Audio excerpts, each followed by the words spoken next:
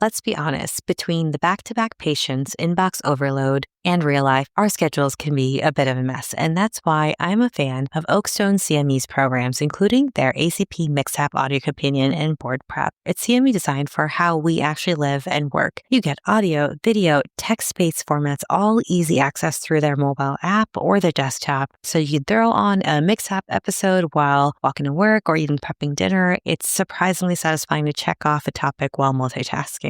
The platform's intuitive, streamlined, there's no fuss, whether it's 10 minutes to an hour that you have, just jump in, make progress, and move on with your day. Honestly, it's become one of my favorite ways to keep learning without carving out extra quote-unquote study time. So if you got commute time, gym time, or just some downtime, you've got some CME time. Use the code CORE30 for 30% off from November 1st to January 31st, 2026. This is exclusive for CoreIM listeners, so go to oakstone.com/mixapp. That's oakstone.com/MKSAP. And don't forget to use the code CORE30.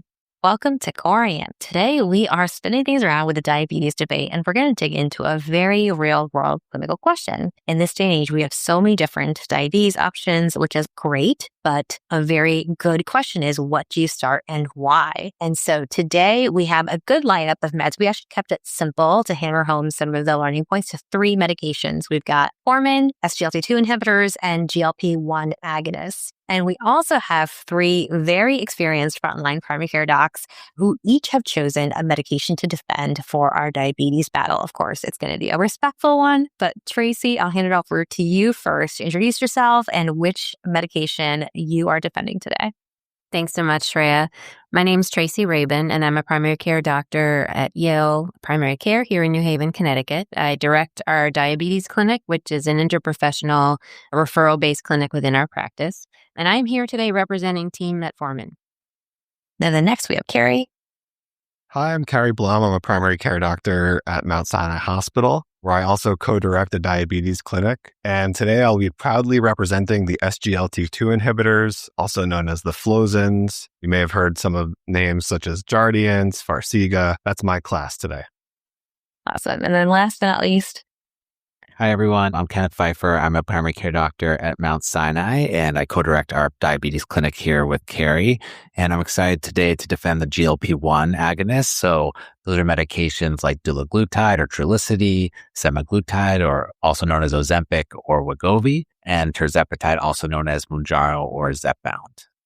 All right, so let's start with a case. I think this is one that we see from time to time, so a good one to start with. This is a 47-year-old male who, after years, is coming in, hasn't seen a primary care doctor for a long time. His A1C is 7.6%, his eGFR is 78, and his BMI is 28. He's never been on medication and is pretty clear he does not want insulin, especially after seeing his mom decline on dialysis. He tries 3 months of lifestyle modifications, but his A1C is still unchanged. So the question of helping with medicine comes up. Well, right out of the gate, I'm going to say that this is a perfect situation where metformin might be useful. This gentleman is somebody who hasn't been on medication, so he's looking for something that's going to be easy. Clearly, he's not wanting insulin, probably doesn't want anything injectable, so a pill would be fantastic. You know, metformin is fairly well tolerated, especially in the extended release version, which should have fewer side effects than the immediate release. And it's easy to titrate and should be able to get him to his goal. He's already at 7.6, but the metformin will certainly get him below 7 and even below 6.5 as needed. Excellent. Carrie, do you have any thoughts on that? Yeah, I hear what you're saying, Tracy, although I would respectfully also make an argument that SGLT2 inhibitors may have a role in this particular case. There's a few things about the case that I'm seeing that would make an SGLT2 inhibitor a good choice. As you mentioned, he doesn't need a lot of A1C lowering, so we might not need the most potent agent, and we might want to choose one with a pretty favorable side effect profile. SGLT2 inhibitors do not have the same types of GI side effects that we see with the classes you guys are defending. So it might be just as simple as 1 pill a day. It will get his A1C down below the goal of 7. Not to mention his eGFR at 78. It's not exactly CKD, but it's also not exactly normal. So if we have the opportunity to start an SGLT2 inhibitor early, I could really see potentially changing the natural history of this patient's potential CKD. Sorry, just a couple follow-up questions. You mentioned the A1C reduction. What is the difference between the A1C reduction you might expect with metformin versus an SGLT2 inhibitor? And then you mentioned his eGFR of 70 at 47 is not quite normal. Can you expand on those two things? Yeah, so let me add a few numbers to the claims there. A1C reduction that we see with SGLT2 inhibitors is not the most potent agent, but we definitely can see up to about a 1% drop, especially with the higher dose.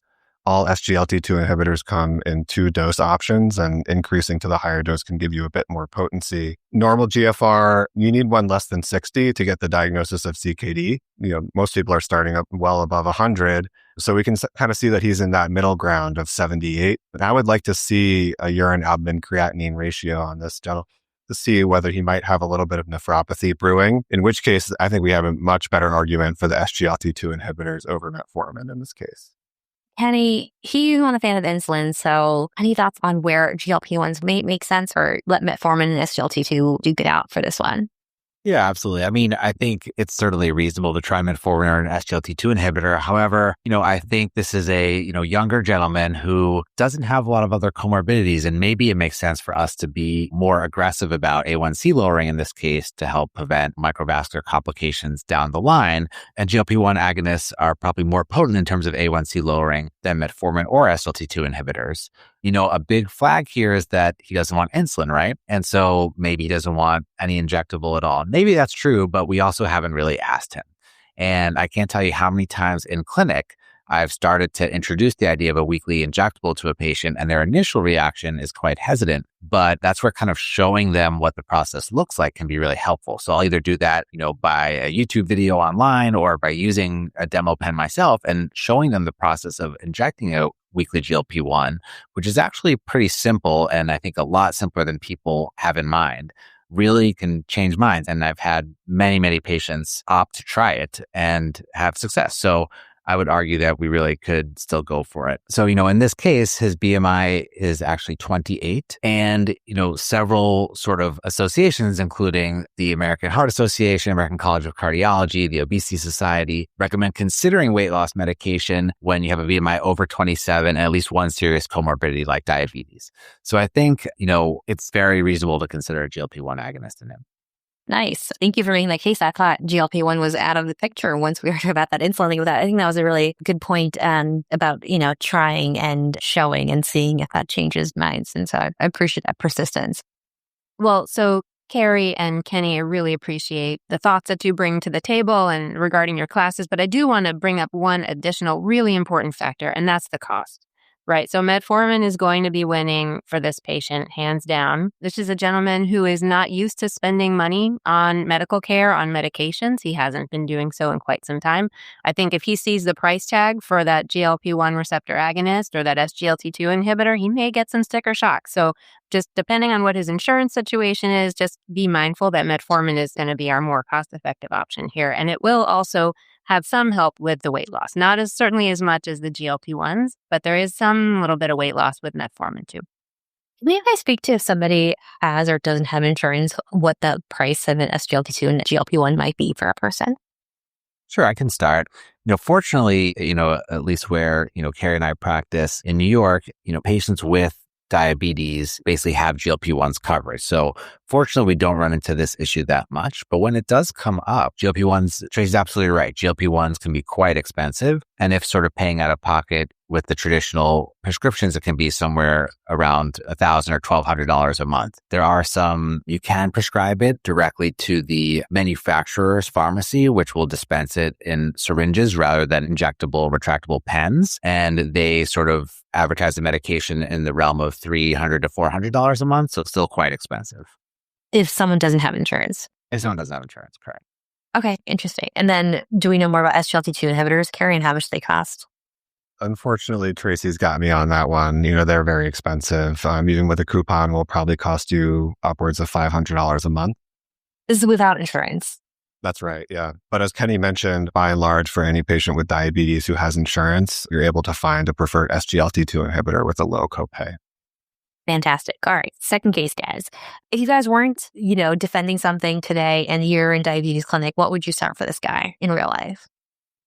We can do that. So taking my GLP-1 hat off, I actually think I probably would start with sort of metformin and emphasizing the lifestyle changes and modifications in him. Really sort of, emphasizing healthy eating along with metformin as a first shot, probably. Yeah, I think I'd probably have to give this one to metformin as well. Although I will double down on that thing I mentioned earlier, which is that if he's got proteinuria, and especially if he's got concern about GI side effects, I would switch pretty quickly over to an SGLT2 inhibitor in this case. Yeah, and I think just to add it, I think you both have made compelling points, and Carrie in particular. I think if there is any renal compromise already, that is something that I would want to take into account, but I'm happy to be declared the winner for this round. Yay, Tracy. Okay, or yay, metformin. All right, so second case, and we have a 52-year-old preschool teacher. He has a 3-year history of diabetes, obesity with a BMI of 32, well-controlled hypertension. He's doing pretty well with diet and exercise until he had some financial stress that forced him to take a second job. But then in the last 6 months, he's kind of just lost control of things, gained 23 pounds. His A1C has jumped from that kind of nice 6.3% to an 8.6 A1C. Any strong feelings for their medication? So I'm going to jump on this one, given his priority for weight loss.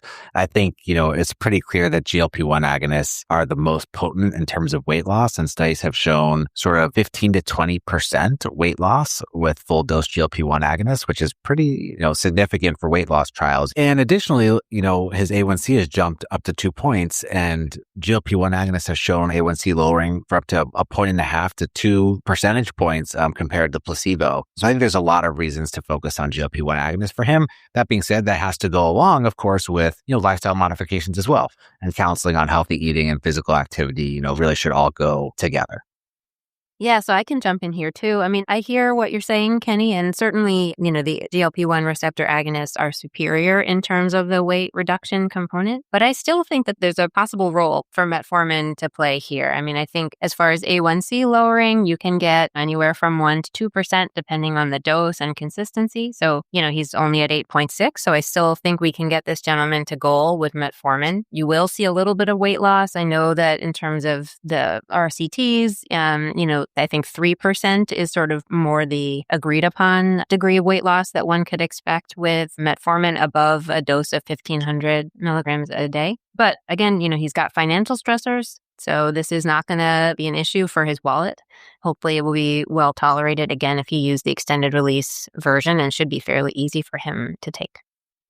I do agree that financial stressor, we certainly have to take that into account, both in terms of the medication itself. Hopefully the GLP-1 agonists would be covered, but also in terms of how we do end up counseling on nutrition and exercise. It may not be realistic for us to counsel on purchasing more expensive healthy food if he doesn't have the current financial means. So I think absolutely need to consider that all.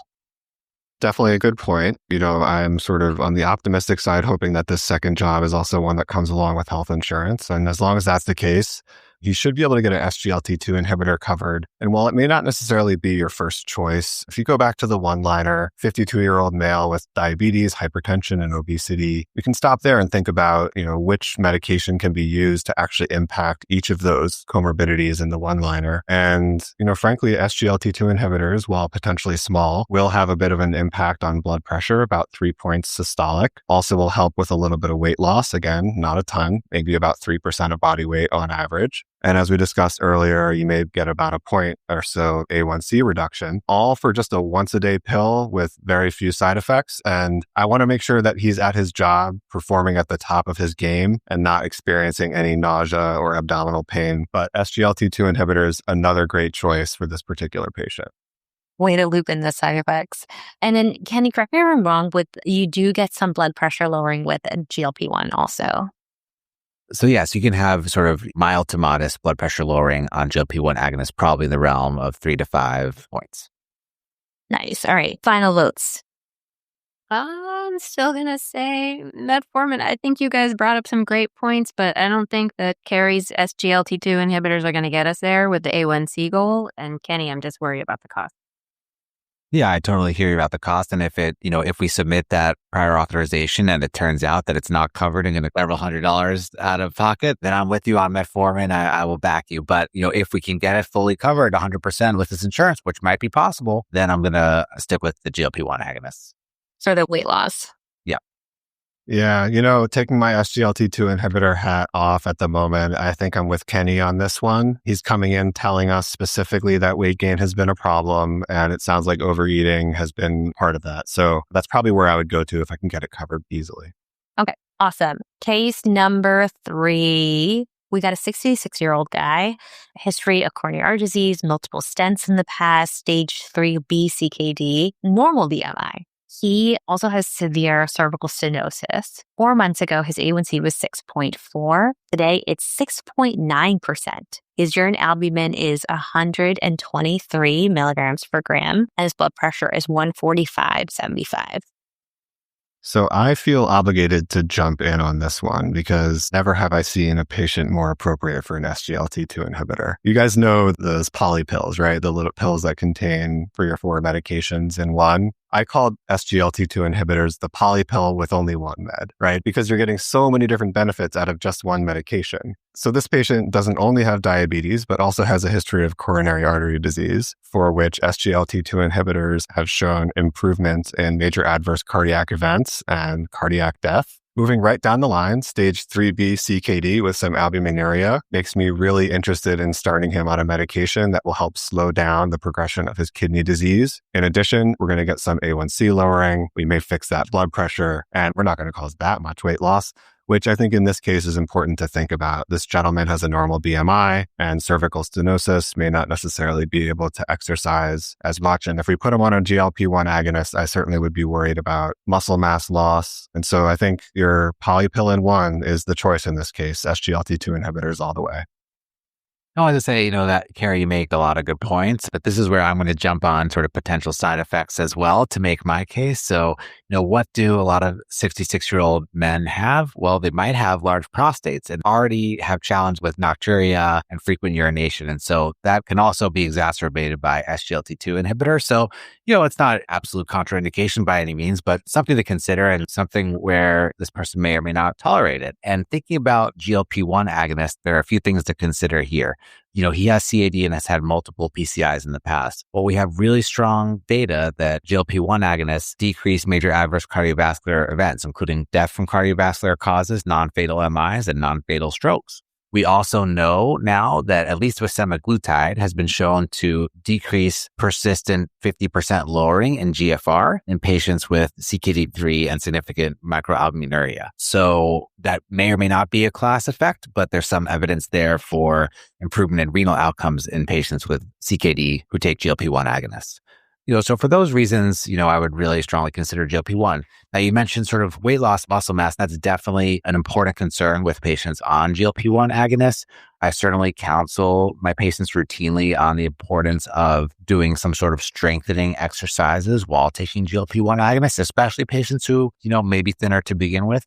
So that's probably how I would approach this situation here. Thanks, Kenny and Carrie. Unfortunately, I think Metformin's going to have to sit this one out. Our guy has stage 3B CKD. He's not on Metformin currently. So we know that when your GFR is in that 30 to 45 window, you really shouldn't be starting Metformin. This is a place where if you're already on Metformin, you'd want to reduce it to no more than 1,000 milligrams a day. But he's not on it already. So I wouldn't really want to be starting it at this point. So unfortunately, I think I'm going to sit this one out. Awesome. And what's the honest question for all of you guys? His A1C is 6.9%. He's 66. Would you honestly start a diabetes medication for him versus starting something? He has high blood pressure and he's albuminuria versus just focusing on something that might be blood pressure reducing and also reducing some albuminuria? That's a great question. And that gets me to sort of how do we really even think of SGLT2 inhibitors as a medication class in general? I've kind of strayed away from this concept of it even being a diabetes med. It's certainly a medication that works well for patients with diabetes, but that's just only one of the things on his long list of problems. So I think of it also a medication for CKD, a medication for CHF, which this patient does not have, but it's really kind of spread and has many different indications beyond just diabetes. So in this case, I actually would, not because I'm targeting any particular A1C, but I'm really trying to impact those comorbidities. Excellent. All right. What's your final vote for this one? In diabetes clinic, what would you actually give?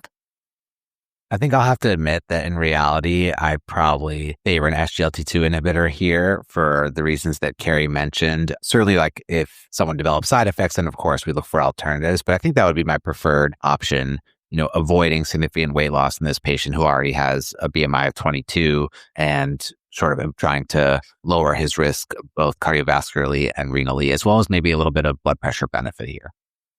Yeah, I agree. I think the SGLT2 inhibitors would be the ideal medication in this point. I mean, even if we did want to think about how much A1C lowering to get, they're just not going to drop it by that much. He was 6.4 last time he checked. Now he's 6.8, 6.9. So you'll get him back down to 6.4 easily with initiation of an SGLT2 inhibitor. I've really started paying closer attention to what's in the products that we use at home, especially with little ones running around. And once you realize what's hiding in conventional cleaners, it's really hard to unsee. And that's why I've genuinely been using Branch Basics. And especially with the holiday season coming up, give the gift that really matters, health, right? Branch Basics is flipping the script. They have a starter kit that is plant and mineral based and basically replaces everything from your bathroom cleaner to your laundry detergent in just one concentrate. So you can use it for washing produce to makeup brushes, you name it. And because it's refillable, each bottle ends up costing just about $2. Like, that's awesome. And so as someone who's trying to cut down on harmful exposure, I think this is a powerful and simple swap. It's gentle enough for babies and pets and also tough enough to handle real messes. And I've seen it over and over.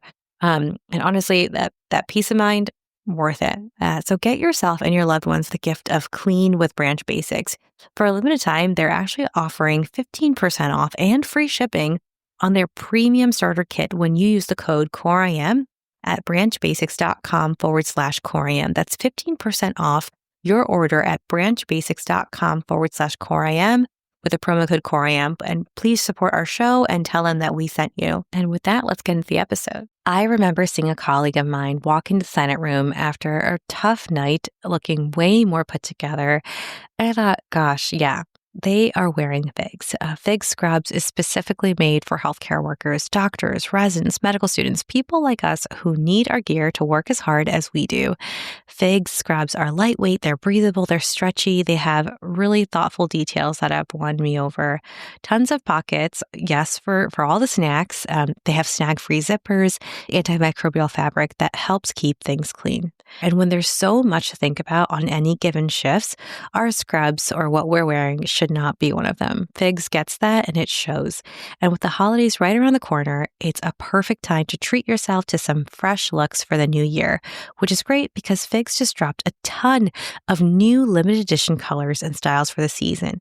And if you check them out, Figs is actually offering 15% off your first purchase at wearfigs.com with a code FIGSRX. That's wearfigs.com, code FIGSRX. And with that, let's get back to the episode. Awesome. All right. Next case. 59-year-old woman working on her feet, a men's homeless shelter. She has severe obesity, BMI of 42, sleep apnea, chronic knee and back pain. She recently found out she had a brain aneurysm and now needs to be on a dual antiplatelet therapy, which means no epidural injections for the pain she's experiencing. And then to make things a little bit more complicated, she also has AFib. For her, the number one thing that she wants to talk to you about in her clinic visit is her pain relief. She also has a history of prediabetes, and in her blood work, you see today that our A1C comes back at 7.4%. What are you guys thinking? So in this case, this happens in real life. We have patients with prediabetes and you're sort of almost hoping that the A1C comes back a little higher so that we can try to get that GLP-1 agonist covered for someone who might be interested in weight loss with severe obesity and OSA.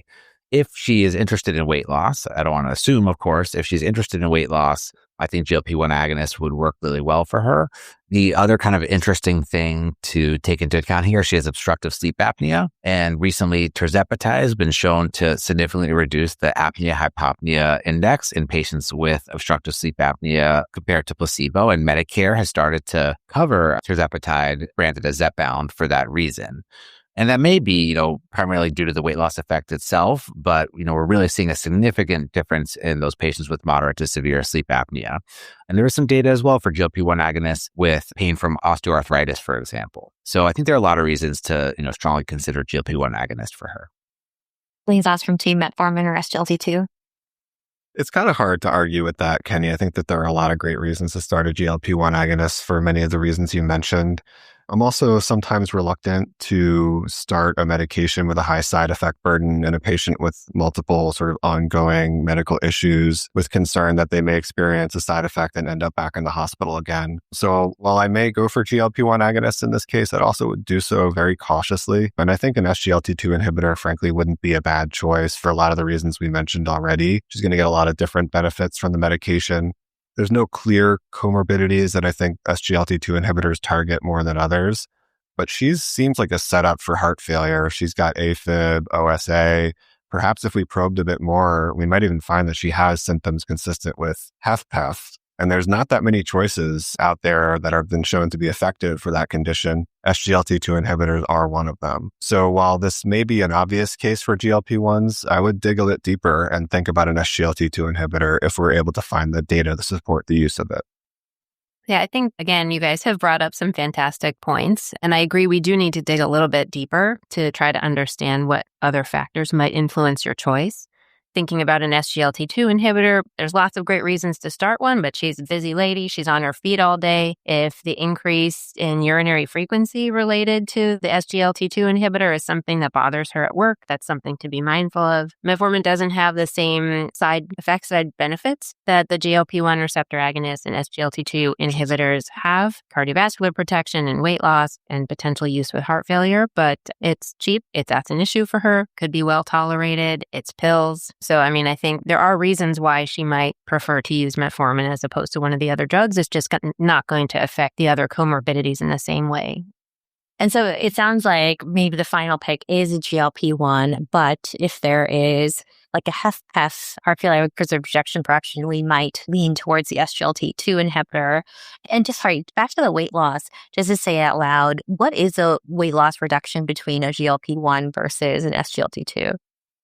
Well, with SGLT2 inhibitors, we're really only talking about maybe a few kilograms, probably not more than about 3% of body weight. So on par with metformin. Yeah, basically. A little sprinkle of weight loss, I guess you could say. One of those polypill effects. Awesome. And with the GLP-1 we're talking about, I think we had said earlier, it's 6 to 11%. I know, even a little bit more. So just to restate, some of the GLP-1 trials show weight loss up to 15 and even 20% body weight. So that's quite significant, where some of the other medications that exist for, weight loss, phentermine, topiramate, for example, or bupropion, naltrexone, show sort of weight loss in the range of more like 5 to 10%. Amazing. All right. I have a couple more cases, guys. Now we have a 67-year-old woman, someone with a coronary disease in the past, peripheral artery disease also with a bypass, retinopathy, neuropathy, A1C of 9.3%. She's already on glipizide, prasugrel, amlodipine, olmesartan, and inclisiran for hyperlipidemia. And she's also on inclisiran, which is a PCSK9 inhibitor for hyperlipidemia. Her eGFR at the age of 67 is 62. Her urine albumin creatinine ratio is 27, and her blood pressure is 135/88. The clinic today. Any reflections or strong feelings thinking about her? When you look at her sort of from a bird's eye view, one might call her, the non-technical term I guess I've heard before, is vascular path. So really what I'm trying to do is kind of make as much impact as I can on her various ASCVD risk factors. I can see that she's already on a pretty powerful LDL lowering medication. She's on an antiplatelet agent. We're controlling blood pressure pretty well. And while she does have diabetes, and this is a diabetes episode, I'm sort of thinking to myself, what are the most important comorbidities that may actually impact her quality of life or her survival? And to me, that's ASCVD. So we want to look for an agent that she will tolerate well, but also can have an impact on reducing major adverse cardiac events and cardiac mortality, because I'm pretty concerned about that for her. And so I really would go for that class in this case. Yeah, I'm not going to argue too hard against Carrie's points there. I think a couple of things are jumping out to me about this case. One is she already has some significant microvascular complications of diabetes, and her A1C is uncontrolled, despite the fact that she's on a sulfonylurea glipizide. So thinking about someone with sort of CKD, in their 60s on a sulfonylurea, that is sort of a setup for complications like hypoglycemia. And so she doesn't have CKD, right? Her GFR is 62 and your albumin is 27. So sorry, she has CKD stage 2 approaching stage 3, perhaps. You're correct, not severe CKD. But as she gets older, I would expect that GFR to drop into the CKD3 range fairly soon. And the glipizide can be a setup for hypoglycemia. So just, thinking about transitioning her off of a sulfonylurea, a GLP-1 agonist may help do that, may help lower A1C a little bit further than where she's at right now. And we don't need her A1C to be perfect, but her goal may be closer to 8. It's really not as high as 9.3. Well, I think stopping sulfonylureas is something that we can all rally around. So I'm glad that we can agree on something here. Yeah, no, I agree. I think, the first thing that jumps out at me from this case is the glipizide. And why is it that this lady is on a sulfonylurea at this point? I have to imagine that there is some backstory. And so I'd want to dig into that more before sort of just moving forward and stopping it. But I agree that long-term, this is not a great medication for her to be on, especially with the newer data about sort of hastening beta cell destruction the longer folks are on sulfonylurea. So this isn't a medication that's going to be good for her in the long run. That said, if there is an important reason for her to remain on the glipizide, it's worth noting that metformin can be added to glipizide in a combination pill. So it wouldn't necessarily add to her pill burden if you wanted to add metformin to her regimen to sort of work on your A1C reduction. But again, would really love to know the story behind the glipizide first. Tracy, I appreciate your curiosity. Can you repeat your teaching point about glipizide and then the pancreatic cell destruction? Yeah, I think, with long-term use of sulfonylureas, what has been demonstrated is sort of a hastening of beta cell destruction, meaning folks are needing to be transitioned over to insulin-based regimens sooner. And so our practice has really been to try to limit both the use of sulfonylureas as well as the duration of sulfonylureas to try to not be kind of counterproductive in terms of our diabetes management. All right. What would you do for a 67-year-old who has so many vascular comorbidities, has retinopathy, neuropathy, not significant nephropathy yet, CKD stage 2 maybe on a glipizide? What would you have to do in clinic? What's your final vote? A1C of 9.3%. I think I'd probably try an SGLT-2 inhibitor here and discontinue the glipizide right off the bat, assuming, as Tracy said, we sort of dug into the reasons why, unless the patient... That's interesting because the SGLT2 inhibitor will only give you a 0.5 to 1% A1C reduction. What you're thinking, it sounds like the larger picture, she will benefit from an SGLT2 inhibitor.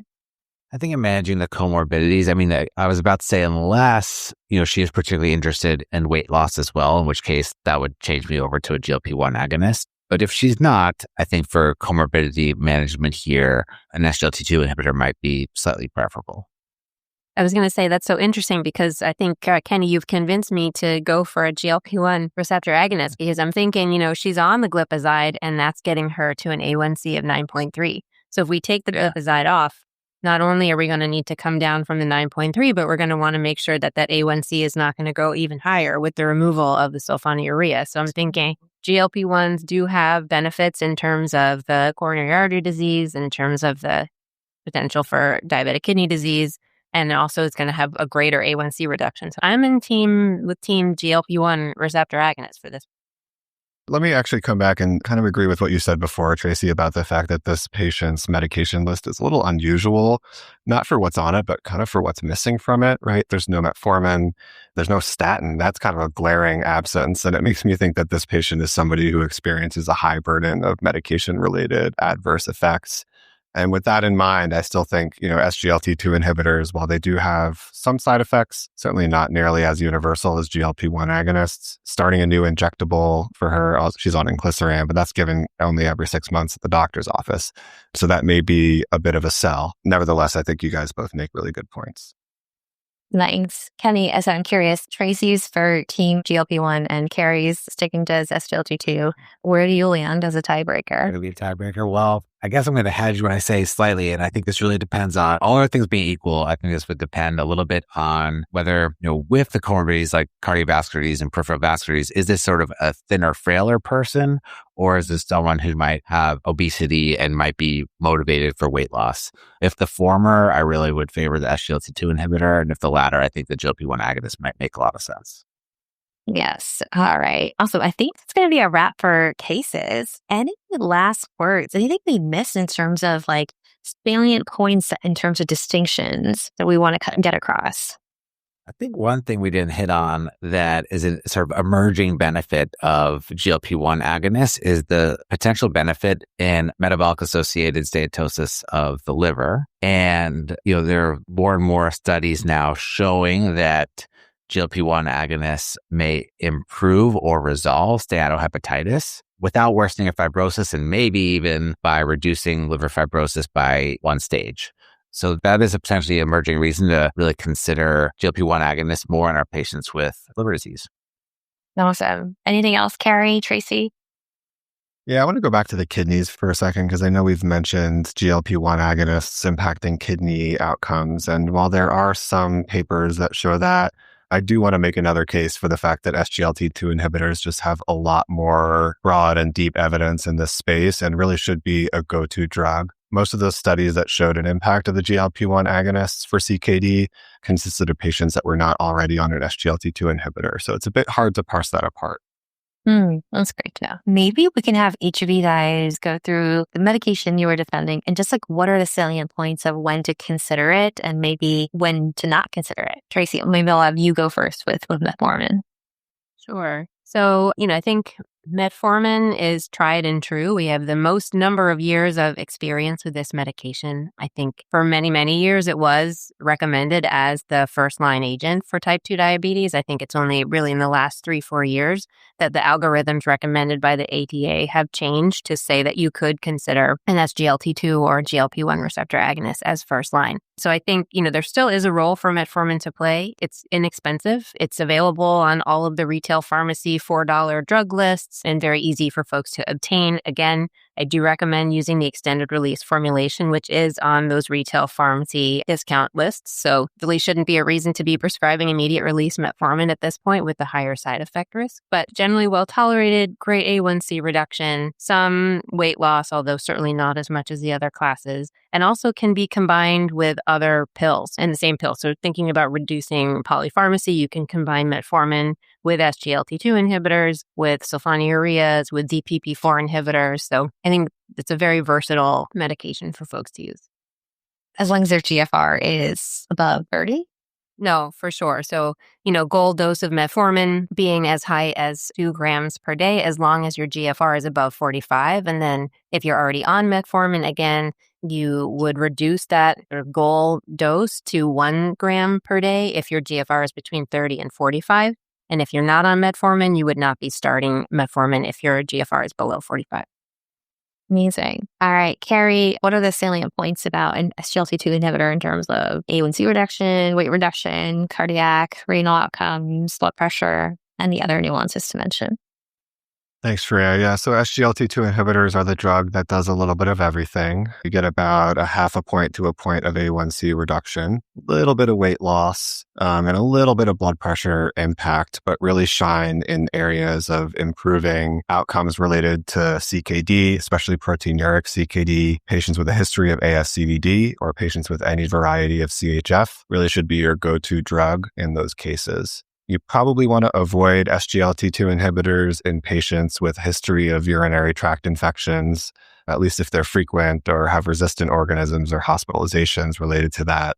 And I also would stray away from them in any patient where you're concerned for a risk for DKA. They are associated with euglycemic DKA. And so while they're great drugs, no drug is a free ride. It's often the right choice for many patients with diabetes. Can I ask you about that for a second? So many people have UTIs. What's your threshold about the number of UTIs before you're like, no, let's stop this SGLT2 or not start it? As long as the UTIs remain simple, I will allow that to be a shared decision. I will sort of weigh that against the benefit that I think we're getting from the SGLT2 inhibitor. So I don't think there's a one-size-fits-all answer to that. But as soon as we're dealing with resistant organisms and or severe infections like pyelonephritis or something along those lines, I probably would back off. Okay, great. Kenny? Sure. So, for GLP-1 agonists, I consider them first in patients with uncontrolled diabetes and obesity. I think they're excellent drugs in this setting. They provide potent A1C lowering and significant weight loss.